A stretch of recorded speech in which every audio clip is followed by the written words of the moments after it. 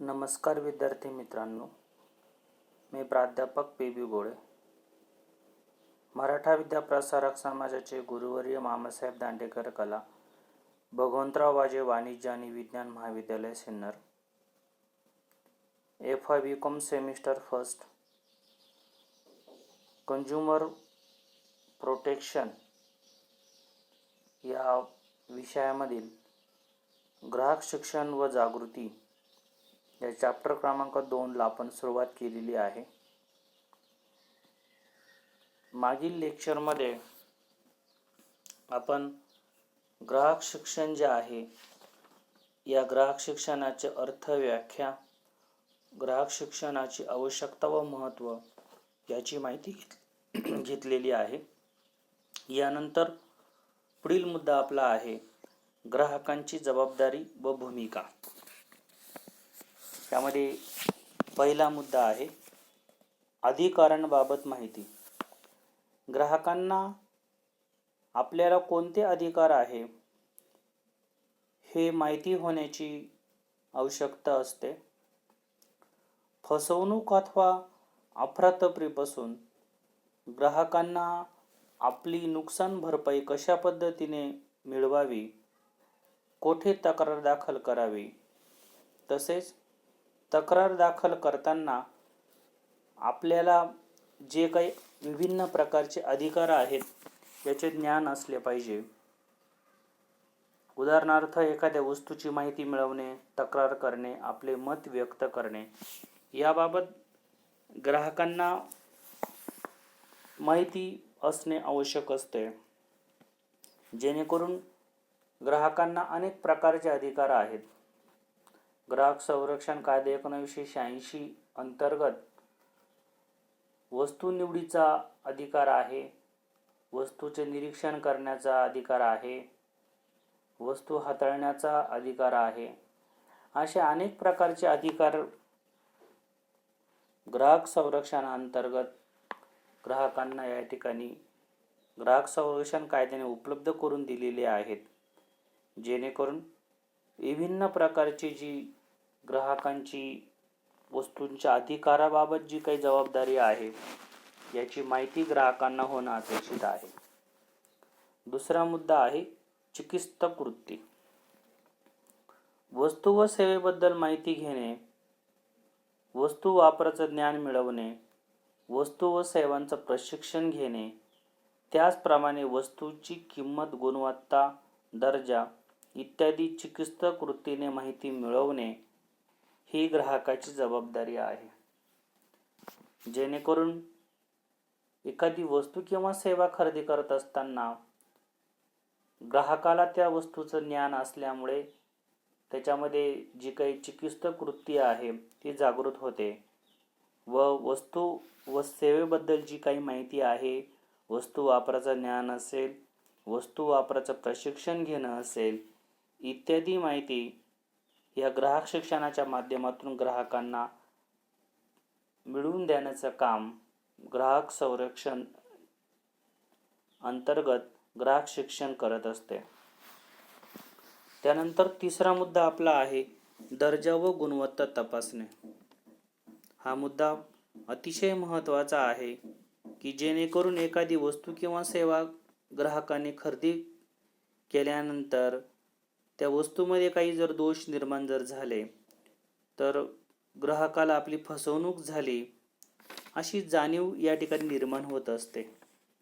मग ग्राहक शिक्षणाअंतर्गत काय केलं जातं की ग्राहकांना जी काही वस्तू ते खरेदी करणार आहे ती तपासून घेणं, त्या वस्तूमध्ये कोणता दर्जा किंवा अपेक्षित गुण आहेत, प्रत्यक्ष वस्तू वापर करत असताना त्या वस्तूमध्ये अशा प्रकारच्या जे काही वस्तूचे जे काही विभिन्न प्रकारचे जे काही अनेक घटक असतील, वस्तूचा जो काही दर्जा असेल हा तपासूनच ग्राहकाने खरेदी निर्णय घेणे आवश्यक असतं. ग्राहक शिक्षणाच्या माध्यमातून ग्राहकांना ही जी काही माहिती आहे ही देण्याची जबाबदारी ग्राहक शिक्षणाअंतर्गत पार पाडली जाते. चौथा मुद्दा आहे जाहिरात प्रभावापासून संरक्षण. विक्रीमध्ये वाढ घडवून आणण्यासाठी जाहिरात केली जाते. मात्र जाहिरातीमध्ये जे वर्णन केलेलं असतं वस्तूच्या गुणवैशिष्ट्यांचं, वस्तूच्या उपयोगितेचं, वस्तूच्या वापराचं, ते वस्तूमध्ये प्रत्यक्ष असतं का? याचं उत्तर 70% पेक्षा जास्त लोक नाही देऊ शकतील. याचा अर्थ ग्राहकांना हे सर्व माहिती असून सुद्धा केवळ जाहिरातीच्या प्रभावाला ग्राहक बळी पडतो असं होता कामा नये. जेणेकरून ग्राहकांनी वस्तू किंवा सेवा खरेदी करत असताना ज्या फसव्या जाहिराती असतील, या फसव्या जाहिरातीपासून सावध राहिलं पाहिजे. जाहिरात करत असताना वस्तू व सेवा यांचे अनेक काल्पनिक गुण वस्तूच्या जाहिरातीमध्ये सांगितले जातात. प्रत्यक्षात ते गुण त्या वस्तूमध्ये असतीलच असं नाही. तेव्हा ग्राहक जो आहे, या ग्राहकाची फसवणूक होण्याची शक्यता जास्त असते. म्हणून फसव्या ज्या काही जाहिराती असतील, या फसव्या जाहिरातीच्या प्रभावापासून ग्राहकांनी दूर राहिलं पाहिजे. म्हणजे या अंतर्गत जो ग्राहक आहे, या ग्राहकाची जबाबदारी आहे की वस्तू व सेवा खरेदी करत असताना ग्राहकांनी वस्तूची पूर्ण माहिती घेतल्याशिवाय वस्तू खरेदी करू नये.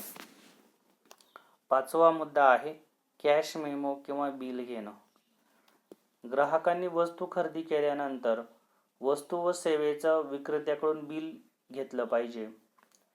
कारण भविष्यामध्ये जर एखादी वस्तू किंवा सेवेच्या बाबतीमध्ये जर ग्राहकाची फसवणूक जर झाली तर आणि ग्राहकाला वाटलं की आपल्याला या वस्तू विक्रेत्याकडे किंवा उत्पादकाकडे आपल्याला तक्रार करायची आहे, अशा परिस्थितीमध्ये आपल्याकडे जो काही कॅश मेमो किंवा जे बिल आहे ते आपण वस्तू खरेदी करताना घेतलं गेलं पाहिजे. वस्तू खरेदी करताना जे काही बिल आहे, बिल घेतल्यामुळे भविष्यामध्ये जर काही तक्रार उद्भवल्यास त्या तक्रारीला दाद मागण्यासाठी या बिलाचा उपयोग ग्राहकांना करता येतो. पुढचा नवीन मुद्दा आपला आहे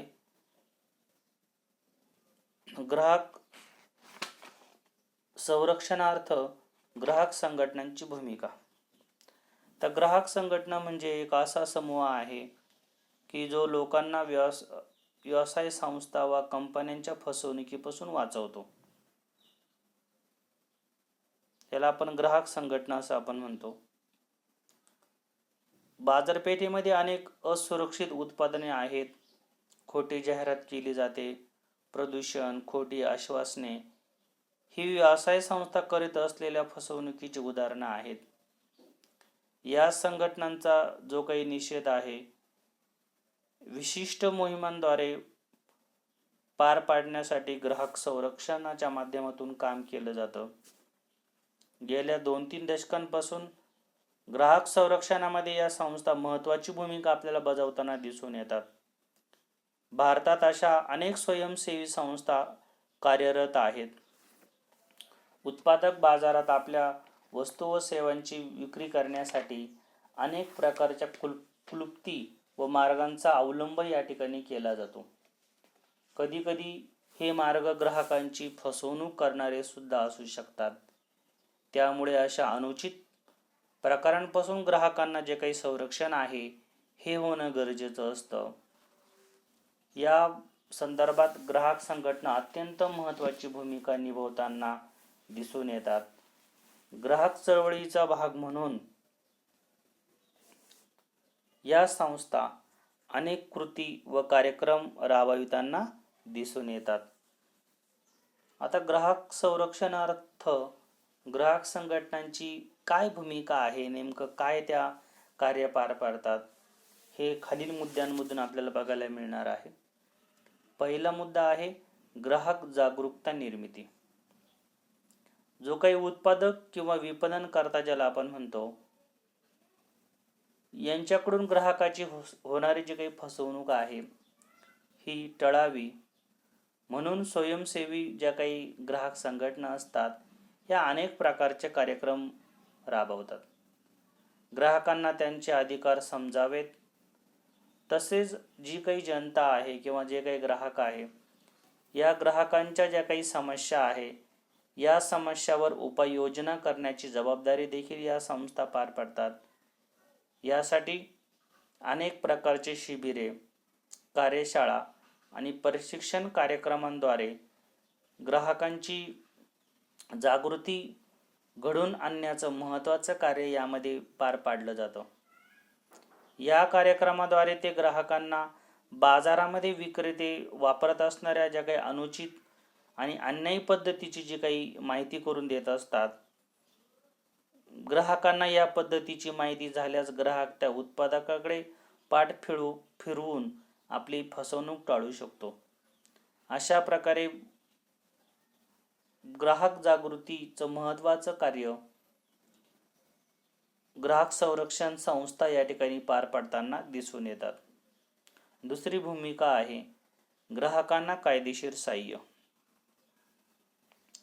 अनुचित व्यापारी पद्धतीमुळे काय होत आहे की ग्राहकाची जी काही फसवणूक आहे ती झाल्यास अशा ग्राहकांना आपल्याला न्याय कुठे मिळेल याची माहिती करून देण्याचं काम ग्राहक संरक्षण संस्था करतात.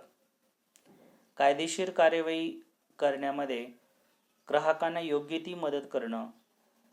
ग्राहक संरक्षण यंत्रणेतील विविध मंचांसमोर या संघटना ग्राहकांचं प्रतिनिधित्व करतात आणि ग्राहक संरक्षणामध्ये अत्यंत महत्त्वाची भूमिका पार पाडताना दिसून येतात. जेणेकरून ग्राहकांना जी काही अडचण असेल, जी काही तक्रार असेल, ही तक्रार करत असताना जो काही कायदेशीर सल्ला असेल किंवा कायदेशीर मदत असेल, प्रसंगी आर्थिक मदत असेल, हे देखील करण्याचं काम या ग्राहक संघटना पार पाडताना दिसून येतात. तिसरा मुद्दा आहे उत्पादनांची चाचणी. विपणनकर्त्याच्या फसव्या जे काही प्रकार आहे यांना बळी पडून ग्राहकाचं नुकसान होऊ नये म्हणून ग्राहक संघटना अशा उत्पादनांच्या चाचणी घेतात. यासाठी मान्यताप्राप्त अशा प्रयोगशाळांची मदत यामध्ये घेतली जाते. अशा चाचण्या घेऊन इतर ग्राहक उपयोगी वस्तूंशी त्यांची जी काही तुलना आहे ही तुलना केली जाते, जेणेकरून त्या उत्पादनाच्या संबंधित गुणधर्मांचं जे काही मूल्यांकन करणं आहे हे सोपं जातं. अशा चाचण्यांचे निष्कर्ष ग्राहकांपर्यंत पोहोचावेत या दृष्टीने ते प्रकाशित केल्या जातात. अशा प्रकारे उत्पादनाच्या गुणधर्माबाबतची माहिती ग्राहकांपर्यंत पोहोचवण्यात ग्राहक संघटना अत्यंत महत्त्वाची भूमिका बजावतात. जेणेकरून उत्पादकांनी ज्या काही वस्तूच्या बाबतीमध्ये ज्या काही चाचण्या घेतलेल्या असतात, जे काही एखाद्या वस्तूच्या बाबतीमध्ये काही जर तक्रार निर्माण जर झाली तर मान्यता प्राप्त ज्या प्रयोगशाळा आहे या प्रयोगशाळेमधून अशा वस्तूंची चाचणी घ्यावी लागते आणि ती वस्तू जर ग्राहकांनी खरेदी जर केलेली असेल तर या चाचण्या करण्यासाठी कुठल्या प्रयोगशाळा उपलब्ध आहेत याचं मार्गदर्शन करण्याचं काम ग्राहक संरक्षण संघटना करताना दिसून येतात. चौथा मुद्दा आहे प्रकाशने. ग्राहकांच्या माहितीसाठी ग्राहक संघटना अनेक प्रकारचं साहित्य प्रकाशित करतात. यामध्ये बाजारामध्ये विपणनकर्त्याकडून वापरल्या जाणाऱ्या विविध पद्धती व प्रकारांची माहिती दिली जाते, जेणेकरून ग्राहकांना त्यांची होणारी फसवणूक समजून येते व त्यापासून ते स्वतःचं संरक्षण करू शकतात. अशा प्रकाशनांमधून या संस्था फसवे विपणनकर्ते, कंपन्या, उत्पादक तसेच आपली कामे योग्य प्रकारे न करणाऱ्या सरकारी यंत्रणेबाबत प्रसिद्धी करू शकतात, जेणेकरून ग्राहकांच्या माहितीसाठी अनेक प्रकारची जी काही प्रसार माध्यमं आहे किंवा आजकालच्या बदललेल्या परिस्थितीमध्ये जे काही आपलं सोशल मीडिया आहे या सोशल मीडियाच्या माध्यमातून अनेक प्रकारचे छोटेसे लेख किंवा व्हिडिओ प्रकाशित करून ग्राहकांना ज्या काही विभिन्न प्रकारच्या वस्तू आणि सेवा आहे या बाबत होणारी माहिती देणं, ग्राहकांची होणारी फसवणूक जी आहे ही कशा प्रकारे होते, अशा प्रकारची देखील माहिती या ठिकाणी दिली जाऊ शकते. 5वा मुद्दा आहे सूचना आणि शिफारशी. ग्राहकांच्या हितसंबंधाचं संरक्षण व्हावं या दृष्टीने सरकारी अधिकाऱ्यांनी कशा प्रकारे धोरण आखावं आणि प्रशासकीय उपाययोजना कराव्यात या दृष्टीने या संस्था सूचना देत असतात, तसेच शिफारशी करत असतात.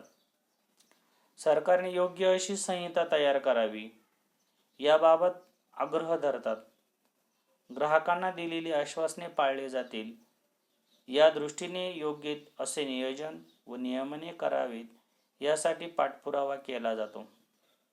ग्राहक संरक्षणाच्या दृष्टीने योग्य व्यावसायिक पद्धतीचा वापर करता येईल या दृष्टीने त्या ग्राहकांना जागरूक करण्याचा प्रयत्न करतात. त्यातून ग्राहक संरक्षणामध्ये अत्यंत महत्त्वाची भूमिका बजावण्याचं काम ग्राहक संघटना करतात, जेणेकरून ग्राहकांचा जे हितसंबंध आहे किंवा ग्राहकांना विभिन्न वस्तूच्या बाबतीमध्ये ज्या काही सूचना असतात यासाठी जे काही सरकार आहे हे सरकार विशिष्ट प्रकारची नियमावली तयार करत असते. आज आपण बघतो की जो कोविड-19 आहे या संदर्भामध्ये शासन आपल्याला वारंवार जागृत करतंय. सोशल डिस्टन्स ठेवा, त्यानंतर मास्कचा वापर करा, हँडवॉश कशा पद्धतीने करावेत, म्हणजेच आपल्याला ह्या कोविडपासून संरक्षण मिळवता येईल. तसंच ग्राहक संरक्षण संस्था सरकारच्या मदतीनं वस्तूंच्या बाबत सूचना आणि शिफारशी करण्याचं काम या माध्यमातून करत असतात. पुढचा मुद्दा आपला आहे ग्राहक शिक्षण. आजकाल आपण बघतो की ग्राहक अनेक प्रकारच्या फसव्या जे काही आश्वासनं असतात यांना बळी पडताना दिसून येतात. ग्राहकांची फसवणूक होऊ नये म्हणून या ग्राहक संघटना ग्राहक शिक्षण आणि प्रशिक्षण कार्यक्रम हाती घेतात. ग्राहक संरक्षणामध्ये अशा शिक्षण प्रशिक्षणाला अत्यंत महत्त्व असतं. त्यामुळे यातील या संस्थांची भूमिकाही तेवढीच महत्त्वाची असते. या संघटना राबवित असलेल्या या कार्यक्रमांमध्ये ग्राहक संरक्षण जो आहे हा खालील बाबींच्या माध्यमातून विभिन्न प्रकारचे कार्यक्रम या ठिकाणी राबवत असतो. यामध्ये आरोग्याबाबत, पोषण, अन्न भेसळ, त्यापासून होणारे आजार, उत्पादन वापरातील धोके, उत्पादनातील ज्या काही चिठ्ठ्या असतात किंवा लेबल असतात त्या संबंधित कायदे, समस्या निवारण कसं केलं जावं, ग्राहक संरक्षणासाठी असलेल्या विभिन्न प्रकारच्या संस्था आणि संघटनांची माहिती देणं, वजन आणि मापे, किंमत, दर्जा, उधारीच्या अटी आणि मूलभूत आवश्यक वस्तूंची उपलब्धता यासाठी जी काही माहिती आहे ही माहिती देण्याचं काम यामध्ये केलं जातं. शेवटचा मुद्दा आपल्या या ठिकाणी आहे जनहित याचिका. ग्राहकांच्या हक्कासाठी जर सामाजिक पातळीवर जर काही मोठे प्रसंग ओढवले, एक मोठा समुदाय या ठिकाणी एखाद्या उत्पादकाच्या वस्तू किंवा सेवेला बळी जर पडला तर त्याच्यावरती सामूहिक रूपाने दाद मागण्यासाठी, जनतेच्या संरक्षणासाठी जनहित याचिका दाखल करण्याचं काम यामध्ये केलं जातं. पुढील आपला मुद्दा आहे स्वयंसेवी ग्राहक संघटना. यामध्ये 1960 ते 1969 या काळामध्ये ग्राहक जागृतीच्या दृष्टीने अत्यंत महत्त्वाचा होता. या काळामध्ये अनेक विकसनशील आणि अविकसित देशांमध्ये ग्राहकांनी आपले अस्तित्व व ओळख पटवण्यासाठी व आपले हक्क प्राप्त करून घेण्यासाठी जोरदार प्रयत्न केले. यातून अनेक ग्राहक संघटना निर्माण झाल्या. 15 मार्च 1962 रोजी अमेरिकन राष्ट्राध्यक्ष जॉन केनेडी यांनी म्हटले होते की ग्राहक वर्ग हा जगातील एक महत्त्वाचा घटक असूनही त्यांचे म्हणणे ऐकून घेतले जात नाही. त्यांनी ग्राहकांचे काही मूलभूत हक्क प्रतिपादित केले व त्यानंतर भारतासह अनेक विकसनशील देशांनी ग्राहकांनी अन्यायाविरुद्ध आवाज उठवण्यास सुरुवात केली.